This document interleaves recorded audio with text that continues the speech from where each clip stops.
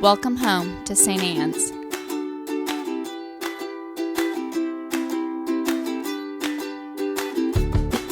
We want you to know that you're welcome to join us at 10 a.m. on Sundays. Please be sure to hit subscribe to receive our sermons. We can't wait to meet you.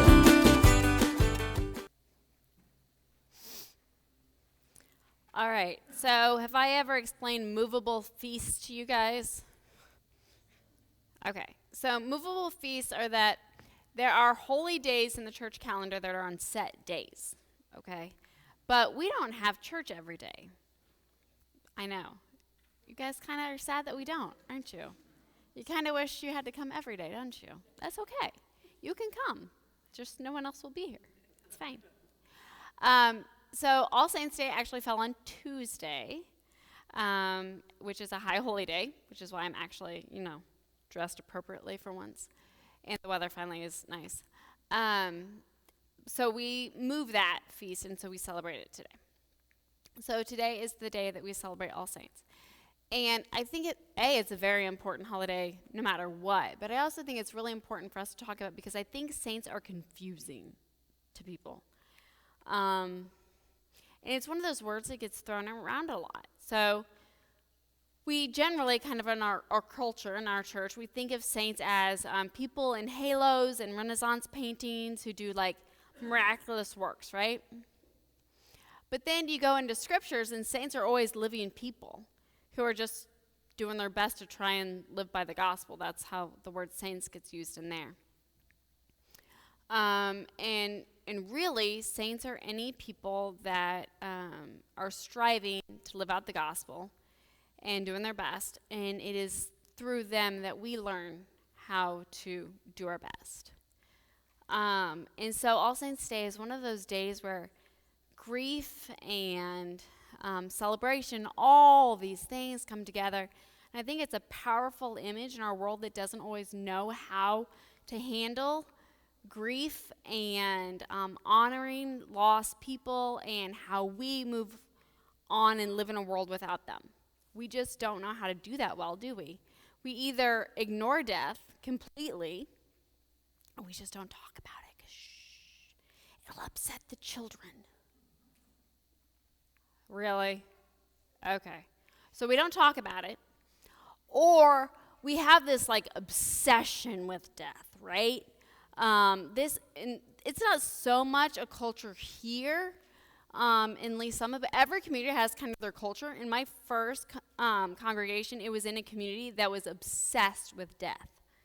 And they loved to bring out all the stuff.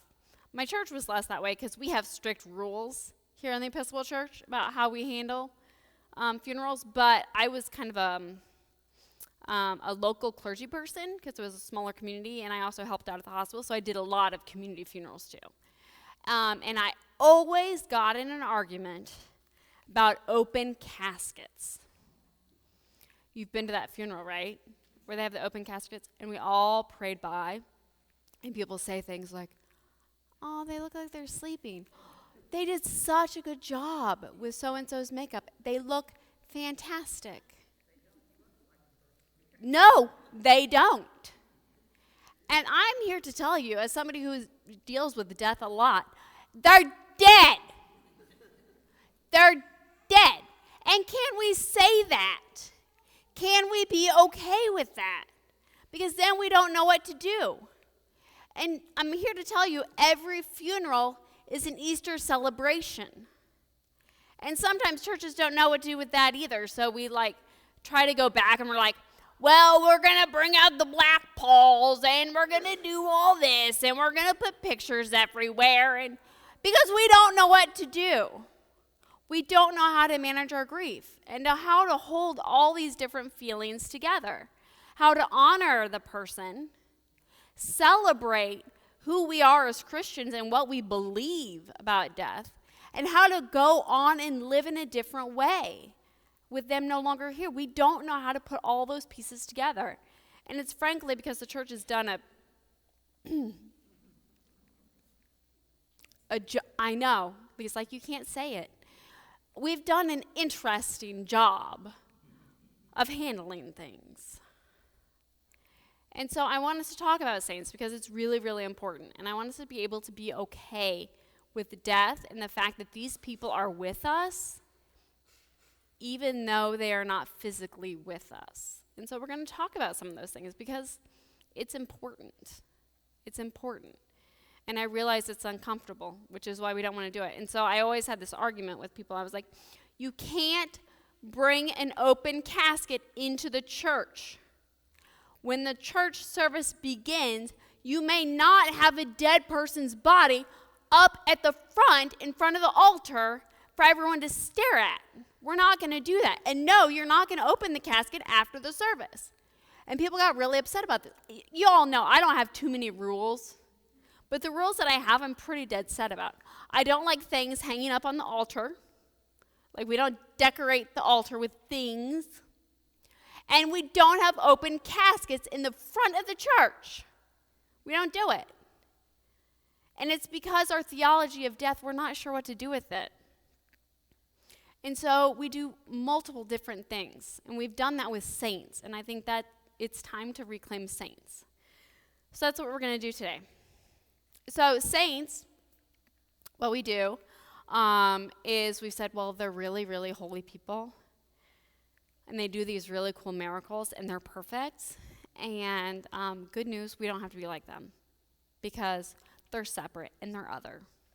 They're different because God chose them, and they're different. Wrong. And in doing that, we deny the gift of saints. The gift of saints is that they are human, and they're broken, and they're messed up, just like you and I are. That's why I love saint stories, and why we do have saint stuff set up. So if you want to go into the classroom and read some different books about saints, because it's so very, very important. They're human, just like you and me, and we don't get off the hook. Because the reason that we do this, the reason that we I don't even know, that we whitewash all this stuff and that we make it something that it isn't, is because it makes it safer for you and me. If I make death something that is out there and different, if I make saints out there and different, then suddenly I don't have to deal with my stuff. Does that make sense? Suddenly I don't have to live as a saint. Because I can't do that. I'm not perfect. Good thing St. Francis was perfect. We had St. Francis Day not that long ago. Did you pick up the fact that he wasn't perfect? He was kind of an odd dude. Every saint has these stories. Our own dead have these stories, right? We do this. We separate things because then it's safer for us to enter into that. But it's not about safety, friends. It's not about safety. It's about how you and I learn to live as saints in this world. How we continue to change the world, having known these people, having known about them. So what I really love about the Episcopal Church is saints are something that we have the past ones, but we are continuously adding saints. We continuously add people who have done amazing works. And in them, you and I learn how to be better Christians. And we also learn how to come to grips with our own stuff, right? So the beauty of the saints is that you and I come face to face with this and being better, being different. So I want us to think today. I want you to think of your saints. Who got you here this morning?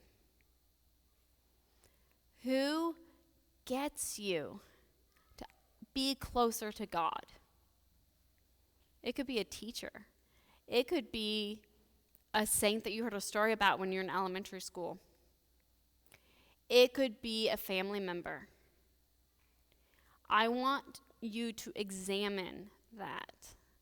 What is it that makes them a saint? How are you here today? Because to be honest, being a Christian in this world doesn't make much sense. Going to church on Sunday morning doesn't make much sense. There are a million other things that you could be doing with your life. There are a million other things that you could be doing in your life. But there are people in your life that you either learned about, that you knew, that somehow impacted you enough to think, I want to understand more. I want to be better. I want to be a part of that. And I want us to come close to those people today. I want us to examine them. Are they perfect? Absolutely not. God is perfect. That's it. You are not called to be perfect, but you are called to sainthood. Every single one of us is called to do those little things that impact the lives of other people, to bring them closer to God. That in interacting with us, they interact with the divine. We're a window. We are called to be a window, not of ourselves, but to the divine. That when people interact with us, they're curious. They want to get closer to God. Who are your people? So we're going to do a little guided meditation time because I think it's important. And it's okay that people are dead. Did you know that? It's totally okay. Because in our Christian faith, we believe that in death is complete perfection. That in life, we don't have perfection, but that in death, we are one with God. And that's not a bad thing. I also don't want us to rush towards it either, because we're called to be saints here and now. This is where we do our work. Okay? So we're going to hold all those things in tension. We're going to celebrate the life that we have been given to work and do God's work, and we're going to celebrate the people who have gotten to be one with God. So, all right. Our meditation. You can close your eyes. You can do whatever you need to do. I want you to picture your saint. Picture your saint. Picture what they look like. Like what they really look like. Not their silly little Renaissance halo paintings, but what that person really, truly look like. All the wrinkles, all the real stuff, all the warts. I want you to picture your saint.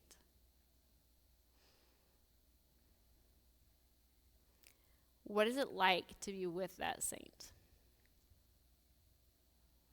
To be in their presence again, or for the first time. To be present with them. What makes them your saint? What was it that in their presence you want to be closer to God? Was it something that they taught you? Was it a poem that they wrote? A quote that you heard? A picture that you saw? Was it the way they kissed the top of your head when you were going to sleep? What was it? Feel that. Remember that. And brothers and sisters, you know I'm going to cry. So if you all cry, that's okay too. Because really, tears are just all that love escaping out of our eyeballs. Okay. How do you grab a hold of that thing that made them a saint for you? How do you grab a hold of that and hold on to it today? How are you different when you go out of these doors? How do you grab a hold of that thing that you were taught, that you learned, that you felt? And how do you share it? So when we leave here today, how are we different for having encountered this saint? Because that's the whole point of all of it. The whole point of all of it is, what do we do now? How are you and I different now? How, when we leave these doors, are we the saints?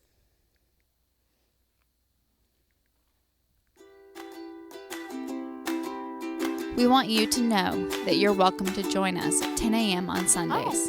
Please be sure to hit subscribe to receive our sermons. We can't wait to meet you.